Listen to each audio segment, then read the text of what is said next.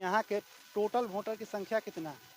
देखिए, समस्तीपुर लोकसभा सीट जब से अस्तित्व में आया है, यहाँ पर वोटर्स की संख्या भी बताई जाती है कि यहाँ पर 16 लाख से ज़्यादा वोटर्स हैं। जी। पिछली बार जब चुनाव हुआ था तब रामचंद्र पासवान 5,62,443 वोट लाए थे और अशोक कुमार 3,10,800।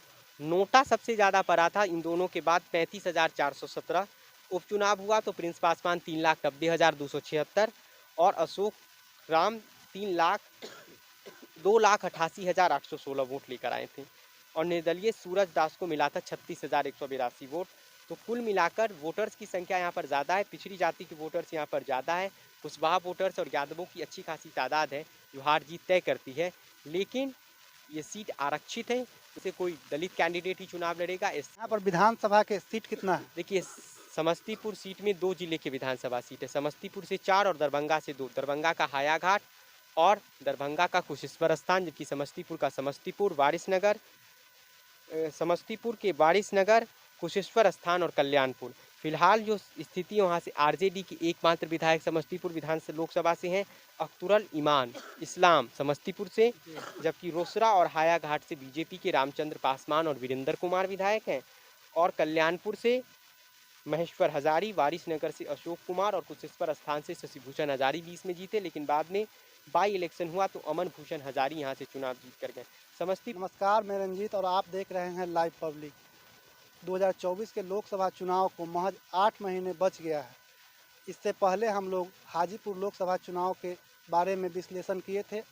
आज दूसरा आरक्षित सीट समस्तीपुर के बारे में चर्चा करेंगे। आज फिर से अमित जी हमारे साथ हैं। अमित जी, लाइव पब्लिक में आपका स्वागत है। बहुत बहुत धन्यवाद आपका।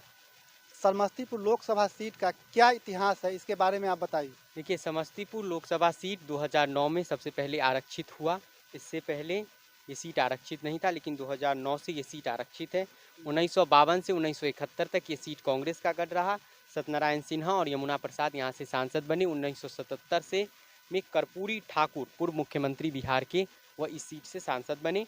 1980 जनता पार्टी से 1980 में जनता पार्टी से ही अजीत कुमार, 84 में रामदेव राय कांग्रेस से, यानी 1971 के बाद ये सीट कांग्रेस ने एक मात्र बार जीती है और वह 1984 में रामदेव राय के जरिए। 1989-91 में मंजय लाल जनता दल से सांसद बने। 96 में अजीत कुमार मेहता जनता दल से। 98 में फिर अजीत मेहता बने आरजेडी से। 99 में मंजय लाल जेडीयू से। 2004 में अजीत कुमार मेहता आरजेडी से। 9 में जेडीयू के अभी के जो विधायक हैं और विधानसभा के उपाध्यक्ष हैं महेश्वर हजारी, वे चुनाव जीते। 14 और 19 में रामचंद्र पासवान, लेकिन जब उनका निधन हुआ कुछ महीने बाद तो चुनाव हुआ बाई इलेक्शन, तो प्रिंस पासवान यहाँ से फिलहाल के सांसद हैं। समस्तीपुर लोकसभा सीट का जातीय समीकरण क्या कहता है? देखिए, ये सीट पर अति पिछड़ी जाति जीत हार तय करती है।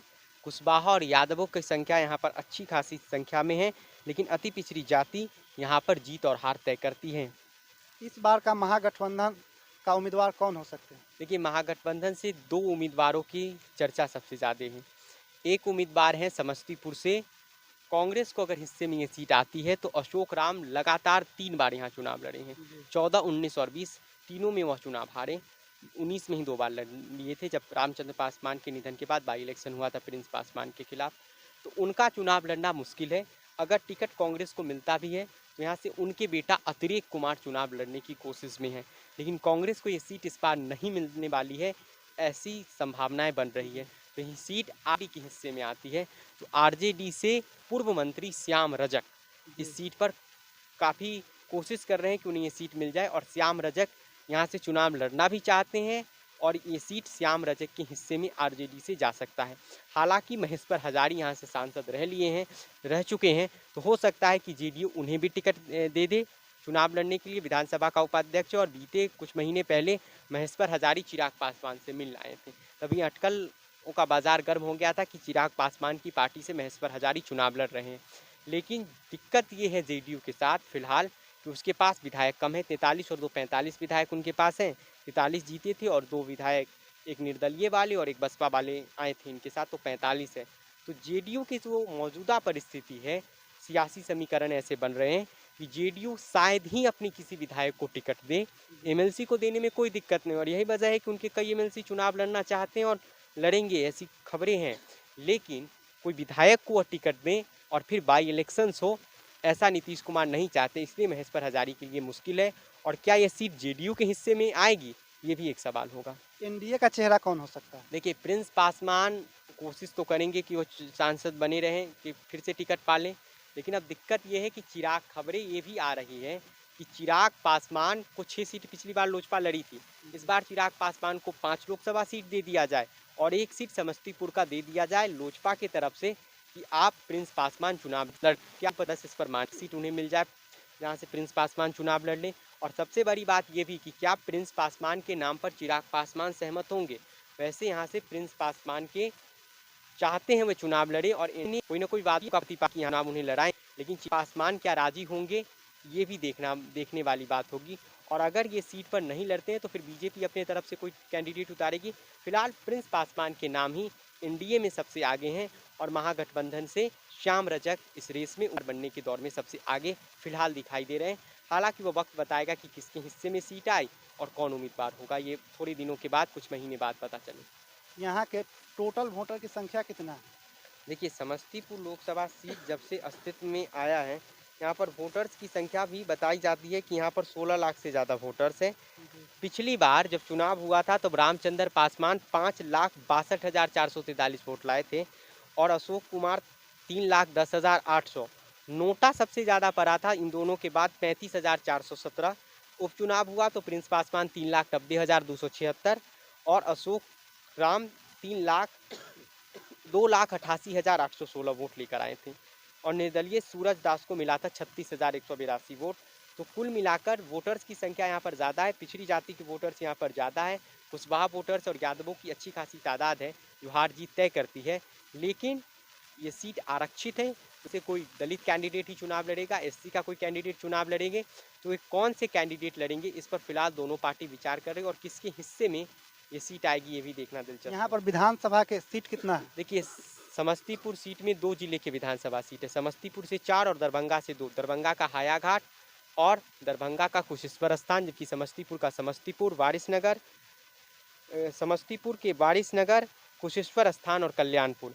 फिलहाल जो स्थिति है वहाँ से आरजेडी की एकमात्र विधायक समस्तीपुर विधानसभा लोकसभा से हैं, अख्तरुल ईमान इस्लाम समस्तीपुर से, जबकि रोसड़ा और हायाघाट से बीजेपी के रामचंद्र पासवान और वीरेंद्र कुमार विधायक हैं और कल्याणपुर से महेश्वर हजारी, वारिसनगर से अशोक कुमार और कुशेश्वर स्थान से शशिभूषण हजारी 20 में जीते, लेकिन बाद में बाई इलेक्शन हुआ तो अमन भूषण हजारी यहाँ से चुनाव जीत कर गए।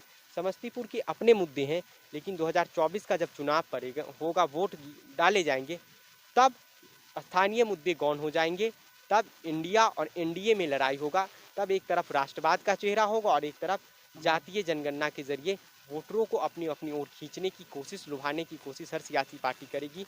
लेकिन जो मौजूदा समीकरण है उसमें प्रिंस पासवान अगर टिकट चाहते भी हैं, और जैसा कि खबर है कि बीजेपी ये चाहती है कि प्रिंस पासवान को हम एलजेपी कोटे से एडजस्ट कर दें समस्तीपुर सीट से, लेकिन यहाँ दिक्कत यह है कि चिराग पासवान इस पर राजी होंगे या नहीं होंगे। खबर ये भी है कि चिराग पासवान अपने परिवार के किसी सा मेंबर को समस्तीपुर से लड़ा दें और हो सकता है कि वह जमुई सीट छोड़ दें, लेकिन प्रिंस पासवान का फिर क्या होगा। इसलिए बीजेपी चाहती है कि प्रिंस पासवान को एडजस्ट करे चिराग पासवान अपने खेमे से, लेकिन जो दिलों की दूरियां बढ़ गई है, क्या वो कम हो पाएगी, ये देखना दिलचस्प होगा। आप देख रहे थे अमित जी को। लाइव पब्लिक को यूट्यूब पर देख रहे हैं तो सब्सक्राइब करें और फेसबुक पर देख रहे हैं तो पेज को फॉलो करें। धन्यवाद।